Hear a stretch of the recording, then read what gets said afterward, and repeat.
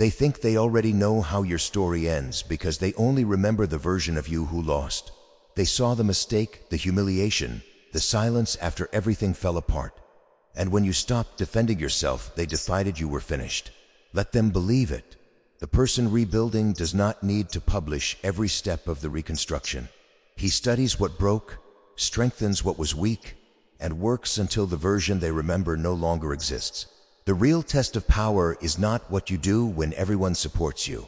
It is what you become when the room turns cold, your reputation takes a hit, and even people who once stood beside you start acting like strangers. That moment reveals whether your strength depended on circumstances or came from within. And when people stop watching you closely, something important changes. Their certainty becomes your cover. While they celebrate your fall, you can rebuild without pressure. While they talk, you can learn. While they assume nothing is happening, you can become disciplined. Do not waste your energy convincing anyone that you still have potential. Do not explain your pain to people who enjoyed seeing it. Power does not need a speech to defend itself. It eventually shows up as results. Your first move is simple. Stop trying to control their opinion and start rebuilding your own life. Your silence is not surrender. It is the space where the next version of you is being created. Once people decide you are finished, they expect panic. They expect you to chase approval, explain yourself, expose your wounds, and beg for another chance. Do the opposite. Take everything you feel and turn it into structure. The first requirement of a comeback is emotional control. Not revenge, not rage, not dramatic speeches. Control. The moment other people can predict your emotions, they can predict your reactions. And once your reactions become predictable, you become easier to manipulate. So stop responding to every comment, every rumor, every reminder of what happened. Let people wonder. Your real work happens where nobody can see it. In the mornings when motivation is gone, in the nights when nobody checks on you, and in the ordinary hours when discipline is the only thing keeping you moving. Wake up when your mind wants comfort. Train when your body wants an excuse. Work when your pride is still wounded. Learn when your ego wants revenge. That is how pain becomes useful. Your loss can teach you what needed to change. Your betrayal can expose a circle that no longer belonged in your life. Your loneliness can give you the focus you never had before. Stop asking why people left and start noticing what their absence gave you. Clarity, time, and room to rebuild. You do not need permission to change your standards. You do not need approval to become more disciplined. The goal is not to make them believe in you. The goal is to become someone whose life no longer depends on whether they do. One of the most dangerous stages of a comeback is when you are still hurt but finally decide that everyone does not deserve access to that pain. Many people sabotage themselves by bleeding in public. They explain every loss, post every emotion, reveal every plan, and then wonder why other people know exactly where to press. You do not have to become fake or cold. You have to become private. Learn to control what your face reveals, what your mouth confirms. And when you choose to speak, if people know what hurts you, they can use it. If they know what you fear, they can provoke it. If they know what you want, they can tempt you with it. If they know what you are planning, they can interfere before you are ready. So stop handing people the blueprint. Let your silence create uncertainty. Let your consistency speak for you. Do not announce your healing. Heal. Do not advertise your growth. Grow. Do not build your comeback around revenge. Outgrow the need for revenge. Every hour spent defending yourself is an hour stolen from rebuilding your value. Every night spent replaying betrayal is time your future needed for focus. Reclaim your attention because your strength begins returning when your attention does. Then comes the harder step. Bury the version of yourself that helped create the collapse. Maybe you trusted too quickly. Maybe you tolerated too much. Maybe you reacted emotionally, talked too freely, or gave too many people access to your inner world. Learn from that version, but do not keep living through him. A comeback requires an honest private audit of your habits, your circle, your excuses, and the things you accepted simply because you were afraid of being alone. Your next level cannot be built around applause. The crowd that celebrates you today can disappear tomorrow, and the approval you once craved can become another form of dependence. Real discipline works when nobody notices. Real motivation survives without encouragement. Real progress continues when the phone is silent and nobody cares what you are doing. That is where your foundation is built.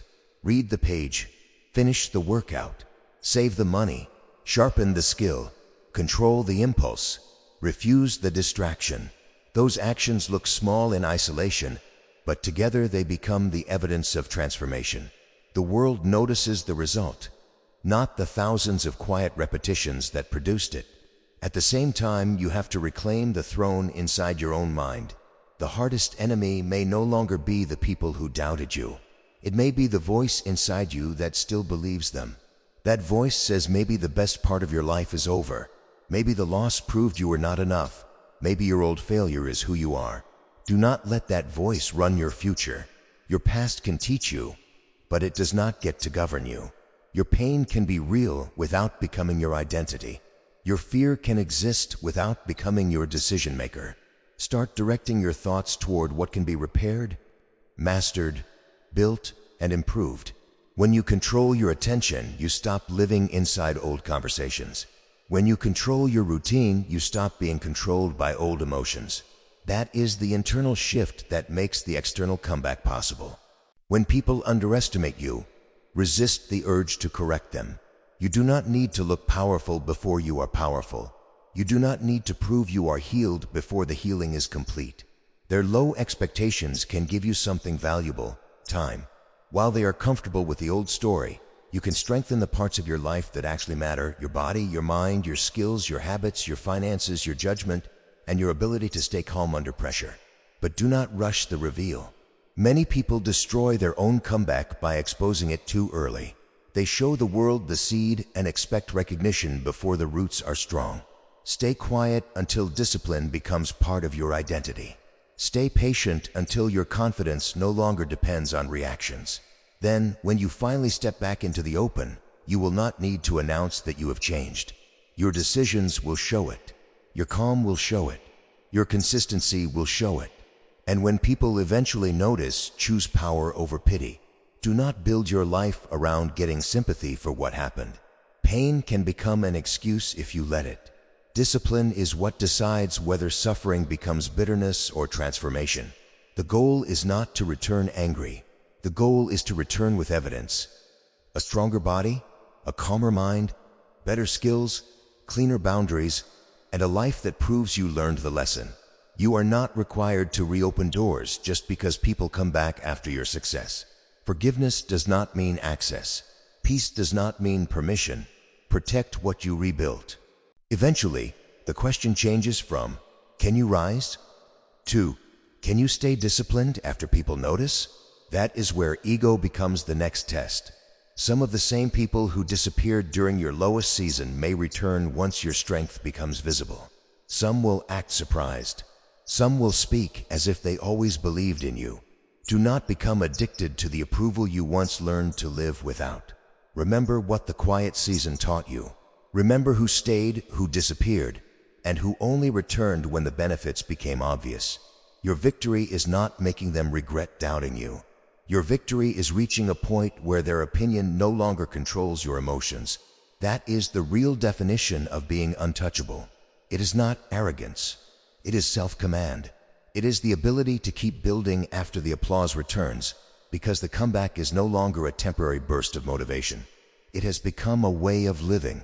You do not return to the habits that made the collapse possible. You do not return to begging for acceptance. You do not return to emotional chaos. You keep choosing discipline over comfort, standards over attachment, strategy over impulse, and self-respect over approval. The man who survives humiliation can come out sharper. The man who survives abandonment can become independent. The man who turns doubt into discipline no longer needs permission to move forward. So let them keep the old version of the story. Let them remember the fall. You are no longer living there.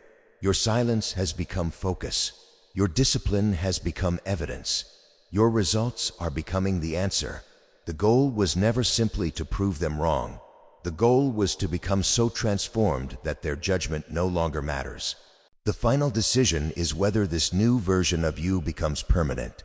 It is easy to feel powerful for a moment after surviving a difficult season. The real test comes later, when life becomes comfortable again. That is when old habits try to return. That is when you start believing you can relax your standards, chase approval again, reopen doors that should have stayed closed, and become distracted by people who only recognize your value after you rebuild it. Do not go backward. Protect what this season taught you. Your silence should no longer be emptiness. It should represent focus. Your discipline should no longer depend on motivation. It should be part of your identity. And when life tests you again, and it will, you should respond differently than you did before. Observe instead of panic. Adapt instead of complain. Move instead of waiting for permission. Become harder to manipulate, harder to distract, harder to shake, and harder to pull back into the person you fought so hard to leave behind. Let people keep believing in the version of you that failed. Let them remember the collapse. Let them repeat the old story if they want. Their memory does not determine your future. Your mission does. The man who was counted out can become the man nobody can easily control, not because he became cruel, but because he finally learned to govern himself. That is the real comeback. Not making everyone regret what they did, but becoming so committed to your path that their judgment no longer has a place in your mind.